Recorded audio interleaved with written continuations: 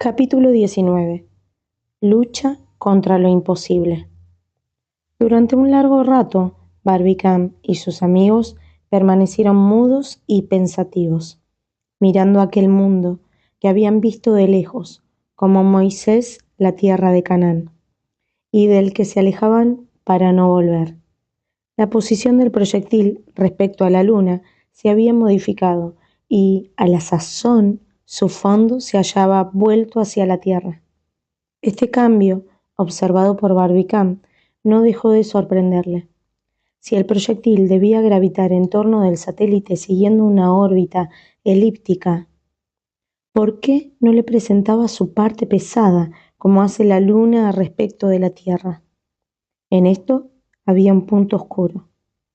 Observando la marcha del proyectil, se podía conocer que al separarse de la luna seguía una curva análoga a la que había trazado al acercarse. Describía, pues, una elipse muy prolongada que se extendería quizá hasta el punto de atracción donde se neutralizan las influencias de la Tierra y su satélite. Tal fue la consecuencia que Barbicane dedujo acertadamente de los hechos observados, convicción de la que participaron sus dos amigos. Al momento empezaron a menudear las preguntas. Y cuando volvamos a este punto muerto, ¿qué nos sucederá?, preguntó Michel Ardan. Eso es lo desconocido, respondió Barbicane. Pero supongo que se podrían formar hipótesis. Dos, respondió Barbicane. O la velocidad del proyectil será insuficiente, entonces, y permanecerá eternamente inmóvil en aquella línea de doble atracción. Prefiero la otra hipótesis, sea la que quiera, interrumpió Michel.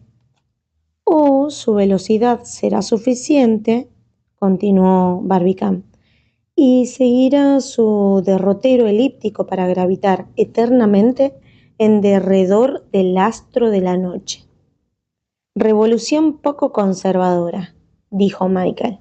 Pasar al estado de humildes servidores de una luna que estamos acostumbrados a considerar como una sierva nuestra. Vaya un porvenir que nos aguarda. Ni Barbicane ni Nicholl replicaron. ¿Calláis?, prosiguió Michel, impaciente. No hay nada que responder, dijo Nicholl. ¿Ni nada que intentar? No, respondió Barbicane. ¿Pretenderías luchar contra lo imposible? ¿Por qué no? ¿Han de retroceder un francés y dos americanos ante semejante palabra? ¿Pero qué quieres hacer? Dominar ese movimiento que nos arrastra. Dominarle. Sí, repitió Michel, animándose. Contenerlo, modificarlo, utilizarlo, en fin, para el logro de nuestros proyectos. ¿Y cómo? Esto es lo que os toca resolver. Si los artilleros no son dueños de sus proyectiles, no son tales artilleros. Si el proyectil manda al artillero, es preciso meter a éste en el cañón en lugar de aquel.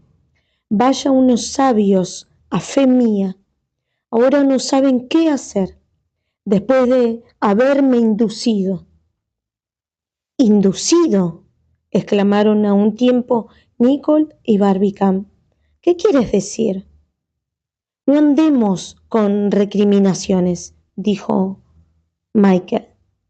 No me quejo. El paseo es de mi gusto y el proyectil también. Pero me parece que debemos hacer cuanto sea humanamente posible para caer en alguna parte, ya que no caemos en la luna. No deseamos otra cosa, amigo Michel, respondió Barbicane, pero carecemos de medios para ello. ¿No podemos modificar el movimiento del proyectil? No, ¿Ni disminuir su velocidad? No, ni aún aligerándolo como se aligera un barco demasiado cargado. ¿Qué quieres arrojar?, respondió Nicole. No tenemos lastre a bordo y además me parece que el proyectil aligerado marcharía más aprisa. Más despacio, dijo Michael. Más aprisa, replicó Nicole. Ni más aprisa ni más despacio, dijo Barbicane, para poner en paz a sus amigos. Porque flotamos en el vacío, donde no se puede tener en cuenta el peso específico. Pues bien, exclamó Michael en tono decisivo, entonces solo nos queda una cosa que hacer. ¿Cuál?, preguntó Nicole. Almorzar, respondió imperturbable el audaz francés, que siempre acababa de este modo en los momentos de apuro. En efecto, si esta determinación no influía de modo alguno en la dirección del proyectil, o lo menos se podía tomar sin inconveniente, y aún con buen éxito bajo el punto de vista del estómago. Indudablemente, Michael tenía ocurrencias felices. Almorzaron, pues, a las 2 de la mañana, pero la hora importaba poco. Michael sirvió una comida habitual terminada por una excelente botella sacada de la bodega secreta. Si no brotaban ideas en sus cerebros, había que desesperar el Chambertin de 1863. Terminada la comida, empezaron de nuevo las observaciones. En torno del proyectil se mantenían a invariable distancia los objetos arrojados fuera. Era, pues, indudable que el proyectil en su movimiento de traslación alrededor de la Luna no había atravesado atmósfera, porque, a no ser así, el peso específico de aquellos objetos habría modificado su marcha relativa. Por la parte del esferoide terrestre, nada había que ver. La Tierra no llevaba más que un día en su primer cuarto. Había sido nueva la víspera a medianoche y debían pasar 2 días antes de que se dibujase su primer segmento luminoso, viniendo a servir de reloj a los selenitas, puesto que en su movimiento de rotación cada uno de sus puntos pasa 24 horas después por el mismo meridiano de la Luna. Por el lado de la Luna, el espectáculo era diferente. El astro brillaba con todos sus resplandores, en medio de innumerables constelaciones, cuya claridad no empañaban sus rayos. En su disco, las llanuras empezaban a formar ya esa tinta oscura que se ve desde la Tierra. El resto del nimbo permanecía brillante y en medio de su brillantez general se destacaba Tycho como un sol. Barbicane no podía de manera alguna apreciar la velocidad del proyectil, pero el razonamiento le demostraba que aquella velocidad debía disminuir uniformemente de conformidad con las leyes de la mecánica racional. En efecto, admitiendo que el proyectil describiera una órbita alrededor de la Luna, esta órbita sería necesariamente elíptica. La ciencia prueba que debe ser así. Ningún móvil circulando en torno de un cuerpo atrayente falta a esta ley. Todas las órbitas descritas en el espacio son elípticas. La de los satélites alrededor de los planetas, la de los planetas alrededor del Sol, la del Sol en derredor del astro desconocido que le sirve de centro. ¿Qué razón había para que el proyectil del Gun Club dejara de seguir esta disposición natural? Ahora bien, en las órbitas elípticas, el cuerpo atrayente ocupa siempre uno de los focos de la elipse.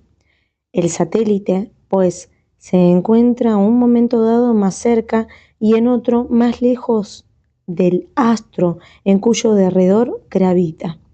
Cuando la Tierra está más próxima al Sol, se halla en su perihelio y cuando más lejana, en su afelio. Si se habla de la Luna, está más cerca de la Tierra en su perigeo y más lejos en su apogeo. Empleando, pues, términos análogos que pueden enriquecer el lenguaje de los astrónomos, si el proyectil permanecía en estado de satélite de la Luna, se debería decir que se hallaba en su aposelenio cuando estuviera más lejos y en su periselenio cuando estuviera más cerca del astro de la noche. En este último caso, el proyectil debía llegar a su máxima velocidad y, en primer caso, quedarse en la mínima. Ahora bien, indudablemente, marchaba hacia su punto aposelenítico y Barbicane pensaba con razón que su velocidad decreciera hasta este punto para aumentar de nuevo a medida que volviera a acercarse a la Luna y la velocidad llegaría hasta ser nula si aquel punto se confundía con el de las atracciones equidistantes. Barbicane estudiaba las consecuencias de aquellas diferentes situaciones, trataba de averiguar el partido que podría sacar de cada una de ellas cuando fue interrumpido en sus meditaciones por un grito de Michael Ardan. ¡Vive Dios!, exclamó Michael. Hay que confesar que somos tontos rematados. No digo que no, respondió Barbicane. ¿Pero por qué? Porque tenemos un medio bien sencillo para retardar esa velocidad que nos aleja de la Luna y no lo empleamos. ¿Qué medio es ese? Utilizar la fuerza de retroceso de nuestros cohetes. Verdad es que no hemos utilizado esa fuerza, respondió Barbicane, pero la utilizaremos. ¿Cuándo?, preguntó Michael. Cuando llegue el momento oportuno. Notad, amigos míos, que en la posición actual del proyectil, posición oblicua todavía respecto del disco lunar, nuestros cohetes, modificando su dirección, podrían apartarle en vez de aproximarle a la Luna. Ahora bien, ¿vosotros queréis llegar a la Luna? Sin duda, respondió Michael. Esperad, pues. Por efecto de una influencia inexplicable, el proyectil tiende a volver su fondo hacia la Tierra. Es probable que en el punto de igual atracción su vértice cónico se dirija enteramente hacia la Luna. En aquel momento se puede esperar que su velocidad sea nula. Aquel será el momento de obrar y bajo el impulso de nuestros cohetes quizá podremos provocar una caída directa a la superficie del disco lunar. ¡Bravo!, dijo Michael. Eso no lo hemos hecho, ni podemos hacerlo al pasar la primera vez por el punto muerto, a causa de que el proyectil se hallaba animado todavía de una velocidad demasiado grande. Muy bien razonado, dijo Nicholl. Esperemos, pues, con paciencia, prosiguió Barbicane. Pongamos de parte nuestra todas las probabilidades y después de haber desesperado tanto, empiezo a creer que lograremos nuestro objetivo. Esta conclusión mereció los aplausos de Michael Ardan.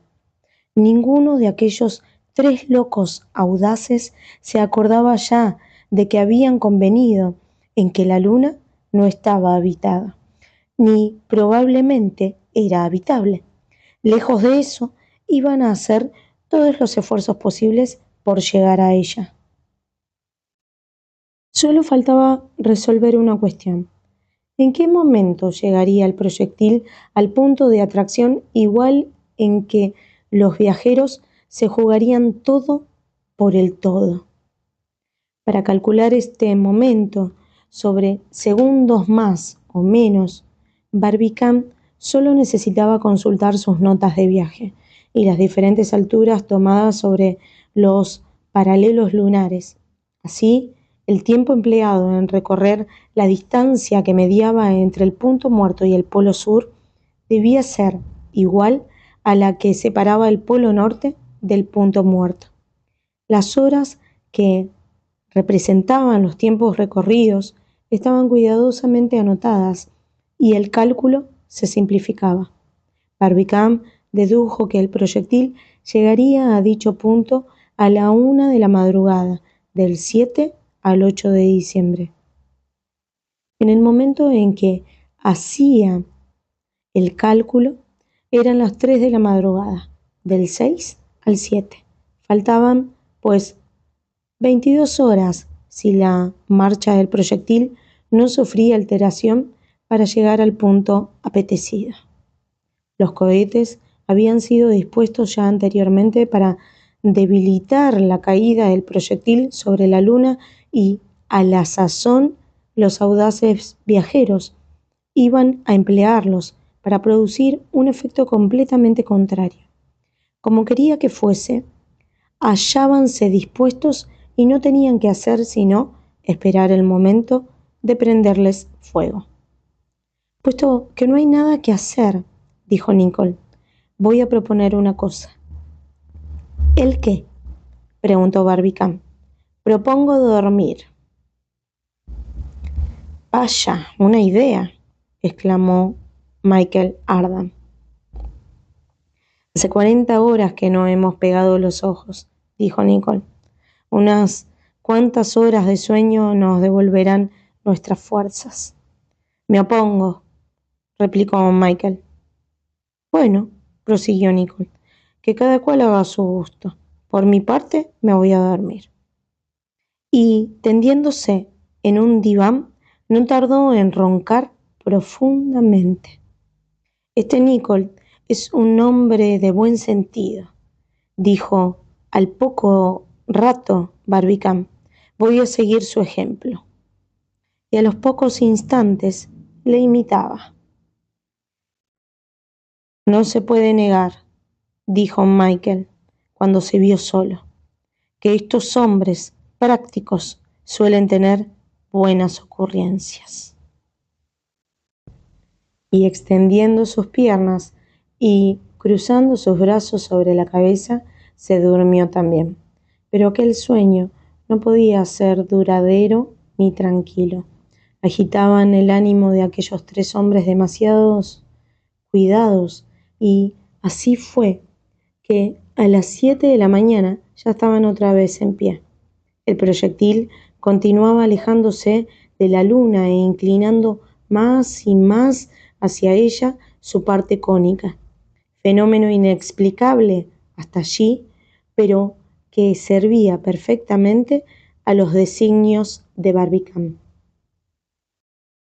Faltaban 17 horas para que llegara el momento de obrar. El día se hizo largo. Por más animosos que los viajeros se sentían vivamente agitados al acercarse el instante que debía decidirlo todo, su caída hacia la luna o su eterno encadenamiento en una órbita inmutable. Contaron, pues, las horas, demasiado lentas para ellos, Barbicane y Nicholl, entregados obstinadamente a sus cálculos, y Michel, yendo y viniendo entre aquellas estrechas paredes, mientras contempla con ojos codiciosos aquella luna impasible. Algunas veces cruzaban rápidamente por su imaginación los recuerdos de la tierra, y se figuraba ver a sus amigos del Gun Club, especialmente al más querido de todos, J. T. Maston. En aquel momento, El respetable secretario debía estar ocupando su puesto en las montañas rocosas. ¿Qué pensaría si veía el proyectil en el espejo de su gigantesco telescopio? Después de verlo desaparecer detrás del polo sur de la luna, lo veía reaparecer por el polo norte. Era pues satélite de un satélite. Había lanzado J.T. Maston por el mundo esta inesperada nueva. ¿Debía ser este el desenlace de tan gran empresa? El día, entre tanto, pasó sin incidente alguno y llegó la medianoche terrestre. Iba a comenzar el día 8 de diciembre. Dentro de una hora llegaban al punto de atracción igual. ¿Qué velocidad animaba entonces al proyectil? No se podía apreciar, pero ningún error podría inutilizar los cálculos de Barbicane. A la 1 de la mañana, la velocidad debía ser y sería nula. Otro fenómeno, además, debía marcar el punto de parada del proyectil en una línea neutra. En aquel punto en que se anulaban las dos atracciones terrestre y lunar, los objetos no pesaderían, reproduciéndose aquel singular fenómeno que tanto había sorprendido ya una vez a Barbicane y sus compañeros. En aquel momento preciso sería menester obrar. Ya el vértice cónico del proyectil se hallaba sensiblemente vuelto hacia el disco lunar y la posición permitía utilizar perfectamente todo el retroceso producido por el impulso de los cohetes. Las probabilidades se volvían favorables para los viajeros. Si la velocidad del proyectil quedaba enteramente anulada en aquel punto muerto, bastaría un movimiento determinado hacia la luna, por ligero que fuera, para determinar su caída. La 1 menos 5 minutos, dijo Nicole. Todo está dispuesto, dijo Michael Ardan, acercando una mecha preparada a la llama del gas. Espera, dijo Barbicane, que tenía en la mano su cronómetro. En aquel momento la gravedad no se hacía sentir y los viajeros sentían en sí mismos aquella completa desaparición. Estaban inmediatos al punto neutro, si no en el mismo. La 1, dijo Barbicane.